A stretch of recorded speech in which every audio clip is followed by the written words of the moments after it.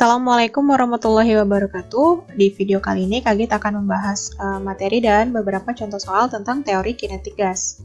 Oke, yang pertama yang akan saya sampaikan di sini adalah mengenai sifat-sifat gas ideal.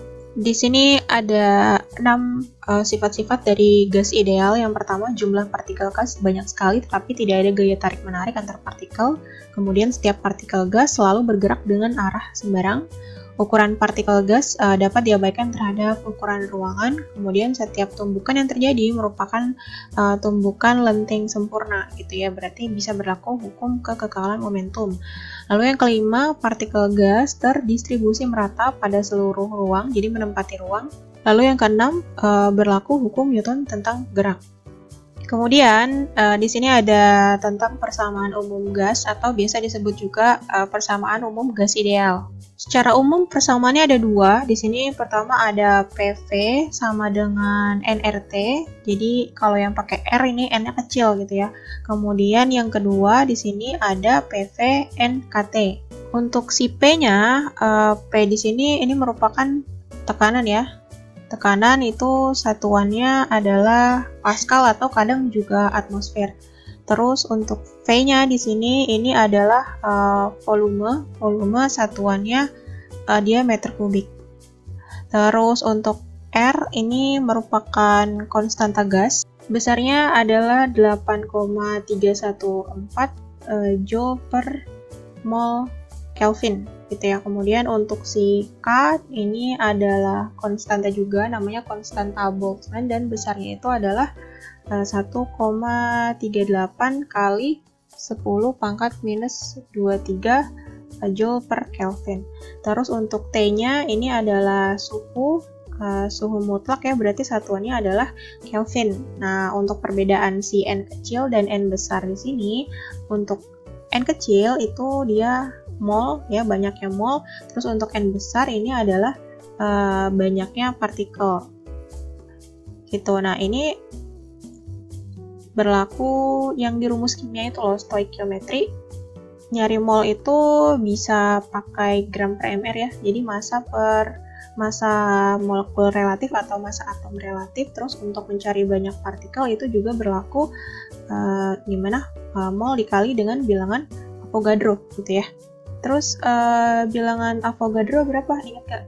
Kadang ada yang pakai 6,02, ini lebih tepatnya sih sebenarnya. Kadang ada juga yang pakainya hanya 6 aja, yaitu 6,02 kali 10 pangkat 23 partikel per mol gitu ya. Itu bilangan Avogadro-nya. Oke, ada contoh soal yang pertama di sini. Dalam ruang tertutup terdapat 2,76 liter gas ideal bertekanan 2 atmosfer. Jika partikel gas yang terdapat dalam ruangan tersebut adalah 10 pangkat 23 molekul, maka suhu gas tersebut adalah berapa derajat Celcius dengan K-nya 1,38 kali 10 pangkat minus 23 Joule per Kelvin. Nah, di sini udah saya tulis ini yang diketahui. Pertama ada volume 2,76 liter, tapi karena fisika itu pakainya satuan internasional, berarti harus diubah ke meter kubik ya. Ini sama aja 2,76 kali 10 pangkat minus 3 meter kubik. Karena liter itu kan setara dengan desimeter kubik. Kemudian atmosfernya harus diubah ke Pascal. Berarti ini 2 kali 10 pangkat 5 Pascal ya. Karena satu atmosfer itu setara dengan 10 pangkat 5 Pascal. Itu sisanya udah nggak masalah. Nah, yang ditanya adalah suhunya berapa. Tapi mintanya Celcius di pilihannya.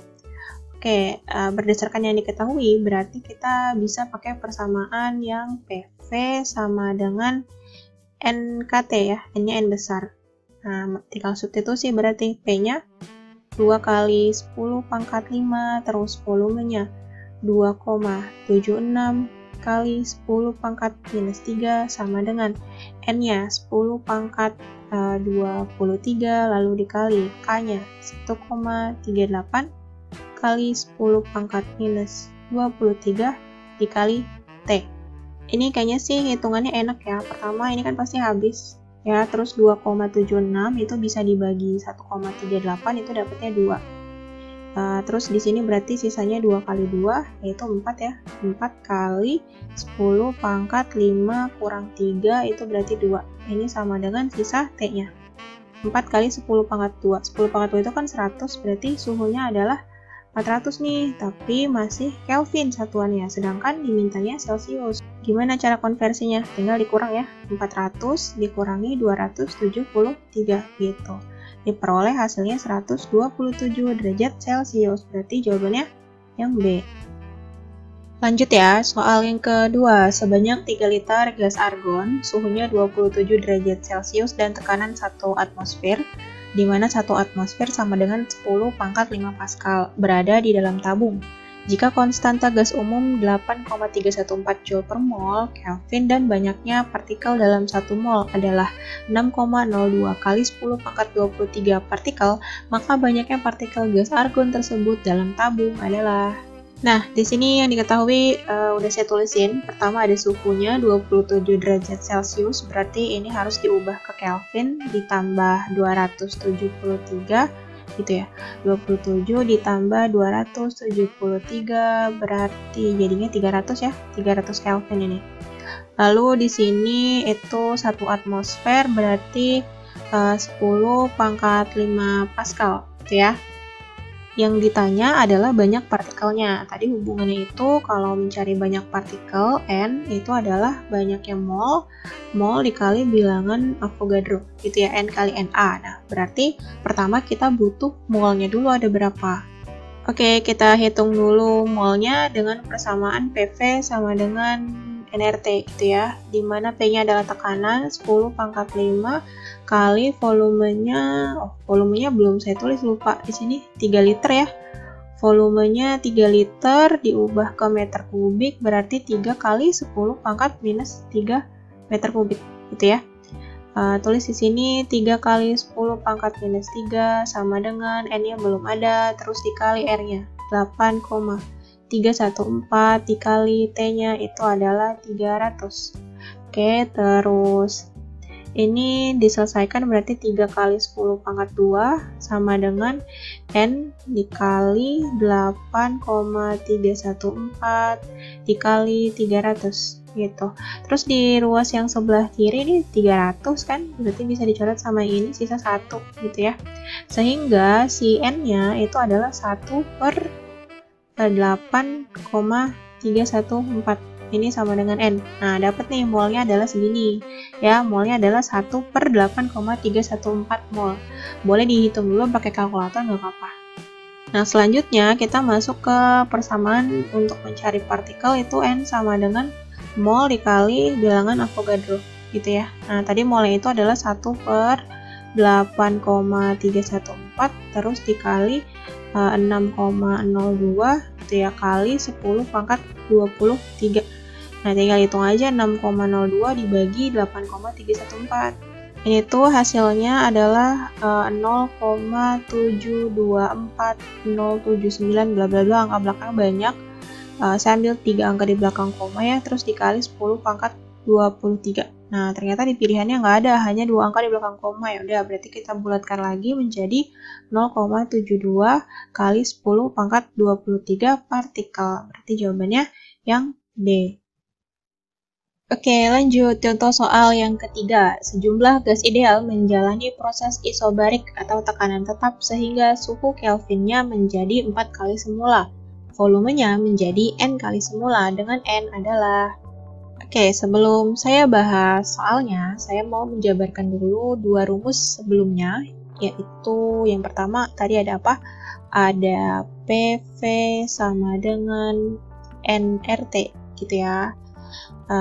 Ini bisa ditulis kalau T-nya pindah ruas ke sebelah kiri, itu berarti PV per T ini ya sama dengan NR gitu kan. Terus untuk persamaan yang kedua, PV sama dengan NKT ya, kalau suhunya T-nya pindah ke sebelah kiri berarti PV per T ini sama dengan N kali K. Nah, untuk gas yang sama gitu ya, berarti si NR dan NK ini itu nilainya adalah konstan. Ya, konstan berarti tetap.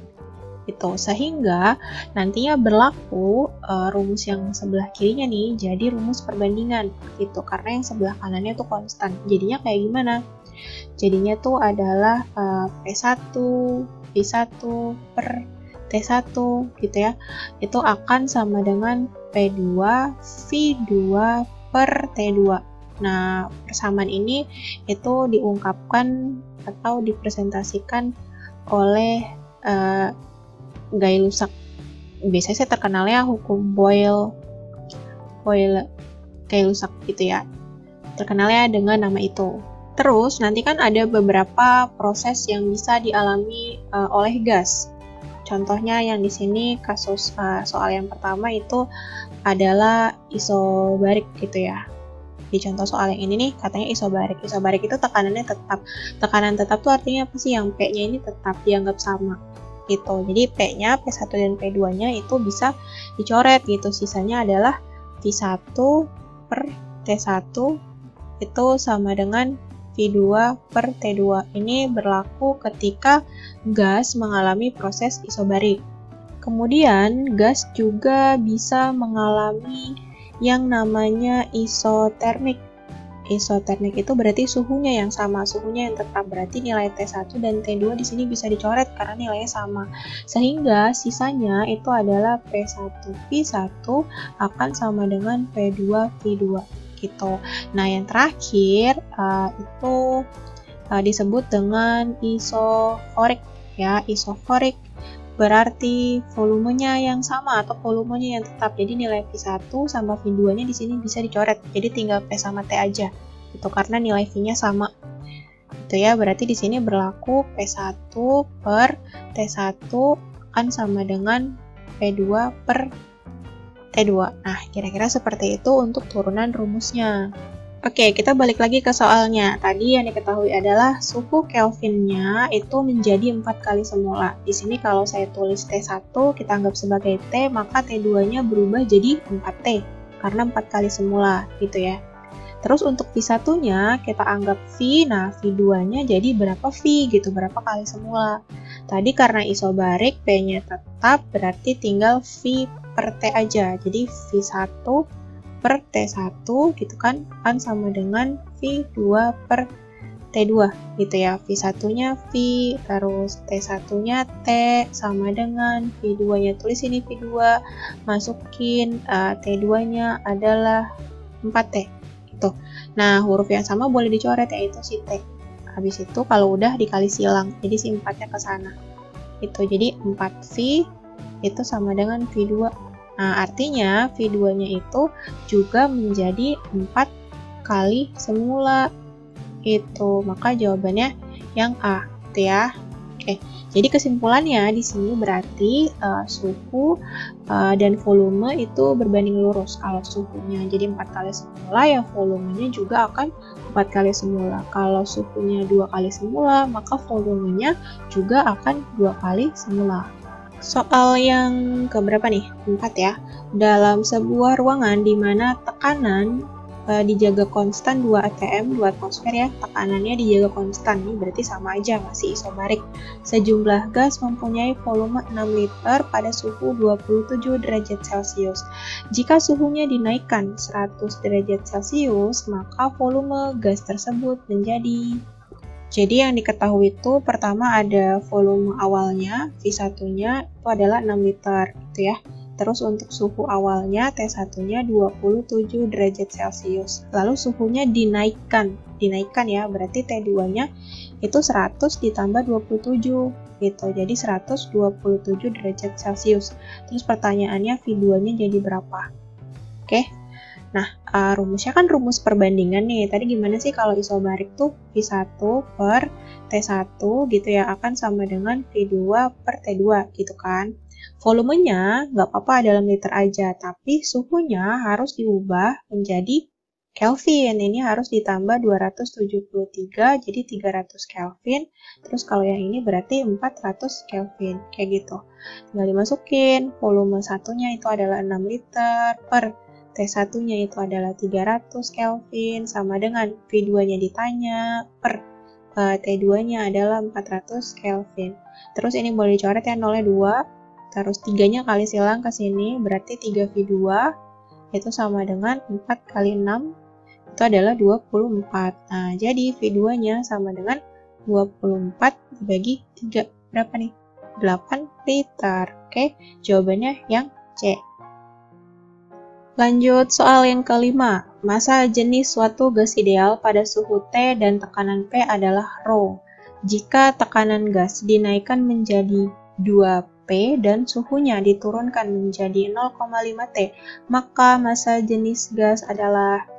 Waduh, kaitannya dengan massa jenis gas. Di kelas 7 kan mungkin udah kenalan dengan massa jenis ya, di mana massa jenis itu adalah ρ sama dengan massa per volume. Gitu. Ini bisa tukeran tempat, jadi volume itu sama dengan M dibagi ρ.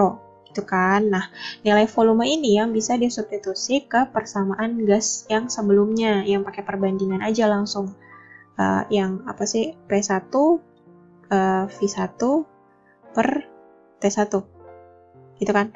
Nanti akan sama dengan apa? P2 V2 per T2.